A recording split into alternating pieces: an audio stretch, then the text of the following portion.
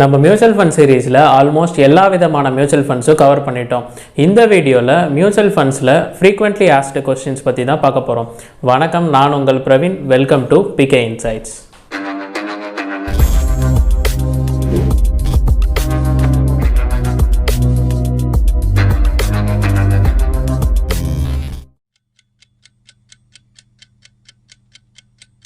நம்ம எல்லாருக்குமே மைண்டில் ஃபர்ஸ்ட் வர கொஸ்டின்ஸ் அப்படின்னா mutual funds are subject to market risk, திட்டம் சார்ந்த ஆவணங்களை கவனமாக படிக்கும் அப்படின்னு தான் சொல்லுவாங்க. ஸோ அப்படின்னா என்னன்னா, மியூச்சுவல் ஃபண்ட் மார்க்கெட்டை டிபெண்ட் பண்ணி இருக்கிறதுனால மார்க்கெட்டில் இருக்க ரிஸ்க் இந்த மியூச்சுவல் ஃபண்ட்ஸ்க்கும் உண்டு அப்படின்னு சொல்கிறாங்க. அது போக ஒரு மியூச்சுவல் ஃபண்டும் மந்த்லி ஃபேக்ட் ஷீட் அப்படின்னு ஒன்று கொடுப்பாங்க. ஸோ அந்த ஃபேக்ட் ஷீட்டில் பார்த்தீங்கன்னா இந்த மியூச்சுவல் ஃபண்ட்ஸில் என்னென்ன லேட்டஸ்ட் அப்டேட் கொண்டு வந்திருக்காங்க, லைக் சார்ஜஸ், என்னென்ன போர்ட்ஃபோலியோ அலோகேஷன்லாம் மாற்றிருக்காங்க அப்படின்னு சொல்லுவாங்க. ஸோ இதெல்லாம் தெளிவாக படித்து பார்த்து இன்வெஸ்ட் பண்ணுங்கள் அப்படின்னு சொல்கிறது தான் இந்த tagline. Question number 2, mutual fund இன்வெஸ்ட்மெண்ட்ஸை எப்போ ஸ்டார்ட் பண்ணணும்? ஒன்றே செய், நன்றே செய், அதையும் இன்றே செய் அப்படின்னு நம்ம முன்னோர்கள் சொன்ன மாதிரி நல்ல விஷயத்தை எதையும் தள்ளி போடாமல் அப்பப்போ கரெக்டாக இப்போவே பண்ணிவிடுங்க. மியூச்சுவல் ஃபண்ட்ஸ்னால் ஸ்டாக் மார்க்கெட்டில் மட்டும்தான் இன்வெஸ்ட் பண்ணுவாங்களா? அப்படிலாம் கிடையவே கிடையாது. மியூச்சுவல் ஃபண்ட்ஸ்னால் டெப்ட், ஹைப்ரிட், அது மாதிரி நிறைய டைப்ஸ் இருக்குது. கோல்டில் கூட மியூச்சுவல் ஃபண்ட்ஸ் இருக்குது. ஸோ இதை பற்றின ஃபுல் வீடியோஸ் நம்ம பிளேலிஸ்ட்டை பார்த்து தெரிஞ்சுக்கோங்க. மியூச்சுவல் ஃபண்ட் ஸ்டார்ட் பண்ணுறதுக்கு என்னென்ன டாக்குமெண்ட்ஸ் வேணும்? மியூச்சுவல் ஃபண்டுக்கு உங்களோட பேங்க் அக்கௌண்ட் அண்ட் கேஒய்சிக்காக Aadhaar card and PAN card கண்டிப்பாக கேட்பாங்க. மியூச்சுவல் ஃபண்ட்ஸ் இன்வெஸ்ட் பண்ணுறதுக்கு பேங்க்கை சூஸ் பண்ணலாமா இல்லை ஸ்டாக் புரோக்கர்ஸ் சூஸ் பண்ணலாமா அப்படின்ற ஒரு கொஸ்டின் எல்லார் மைண்ட்லேயும் இருக்கும்.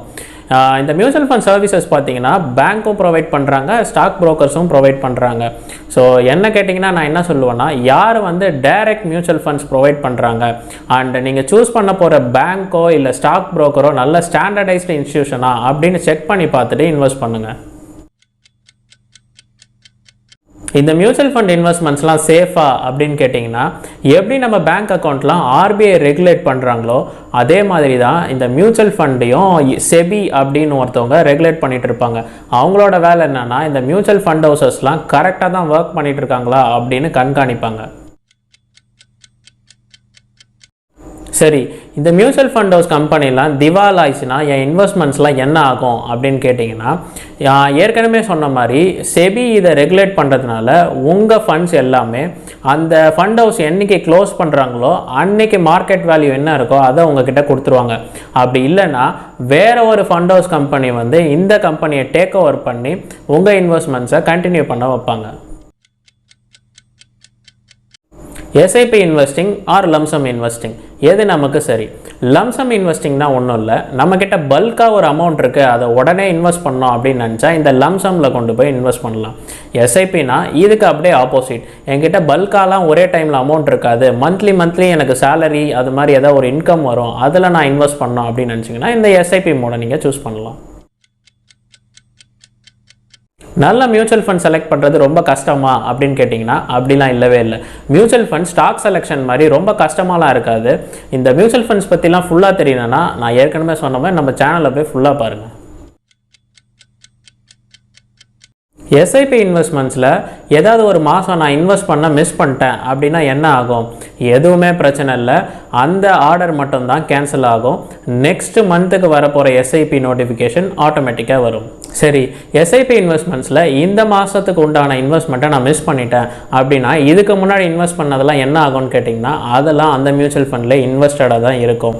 சில பேர் என்ன பண்ணுறாங்கன்னா பேங்க் மேண்டேட், அதாவது ஆட்டோமேட்டிக் பேமெண்ட் அப்படின்னு சொல்லக்கூடிய ஒரு ஃபீச்சரை எனேபிள் பண்ணி வச்சுருப்பாங்க. அப்படின்னா என்ன ஆகும்னா, இந்த கேஸில் இப்போ உங்கள் எஸ்ஐபி டேட் அன்றைக்கி உங்கள் பேங்க்கில் போதுமான அளவு ஃபண்ட்ஸ் இல்லைன்னா அந்த பேங்க் என்ன பண்ணுவாங்கன்னா உங்களுக்கு சார்ஜஸ் போட்டுருவாங்க. ஸோ அதுவே நார்மலாக எந்த ஒரு ஆட்டோமேட்டிக் பேமெண்ட்டும் இல்லாமல் நீங்கள் எஸ்ஐபி நார்மலாக போட்டுட்டு அந்த பேமெண்ட் டேட்டை நீங்கள் மிஸ் பண்ணியிருந்தாலும் உங்களுக்கு எந்த ஒரு சார்ஜஸும் இருக்காது. என் மியூச்சுவல் ஃபண்ட்ஸை எப்போ வேணாலும் க்ளோஸ் பண்ணிக்கலாமா அப்படின்னு கேட்டிங்கன்னா, most of the mutual funds எப்போ வேணாலும் க்ளோஸ் பண்ணி உங்களோட ஃபண்ட்ஸை விட்ரா பண்ணிக்கலாம். அதுக்கு எக்ஸிட் லோடுன்னு சொல்லப்படுற சார்ஜஸோட கண்டிஷன்ஸ் என்னென்னு மட்டும் செக் பண்ணிக்கோங்க. அது போக எக்ஸப்ஷனலாக சில case like retirement, ELSS, tax saving mutual fund இது மாதிரி ஃபண்ட்லாம் வந்து லாக்இன் பீரியட் இருக்கும். ஸோ உங்கள் ஃபண்ட்ஸை ஒரு குறிப்பிட்ட பீரியட் லாக் பண்ணிவிட்டு அந்த பீரியடை முடிஞ்சதுக்கு அப்புறம் தான் உங்களால் விட்ரா பண்ணிக்க முடியும். 18 வயசுக்கு கீழே இருக்க மைனர்ஸ் இதில் இன்வெஸ்ட் பண்ணலாமா அப்படின்னு கேட்டிங்கன்னா தாராளமாக பண்ணலாம்.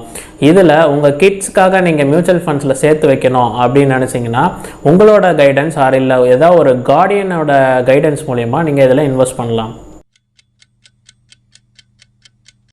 என்னோட காலத்துக்கு அப்புறம் என்னோட மியூச்சுவல் ஃபண்ட் இன்வெஸ்ட்மெண்ட்ஸ்லாம் என்னோட டிபெண்டன்ஸ்னு சொல்லப்படுற கிட்ஸ், ஒய்ஃப், மதர் அது மாதிரி யாருக்கா சேரணும் அப்படின்னு நினச்சிங்கன்னா இதில் தாராளமாக பண்ணலாம். நீங்கள் ப்ராப்பராக நாமினி ஃபார்மில் சைன் அப் பண்ணி யார் யார் டிபெண்டன்ஸ்னு சொல்லி டிக்ளேர் பண்ணியிருந்தீங்கன்னா உங்களோட காலத்துக்கு அப்புறமா உங்களோட ஃபண்ட்ஸ் ஈஸியாக ட்ரான்ஸ்ஃபர் பண்ணிக்கலாம். ஓரளவுக்கு பேசிக்கான கொஸ்டின்ஸ்லாம் இந்த வீடியோவில் கவர் பண்ணிட்டேன்னு நம்புகிறேன். உங்களுக்கு வேறு ஏதாவது கேள்விகள் இருந்தால் கமெண்ட் செக்ஷனில் கமெண்ட் பண்ணுங்கள்.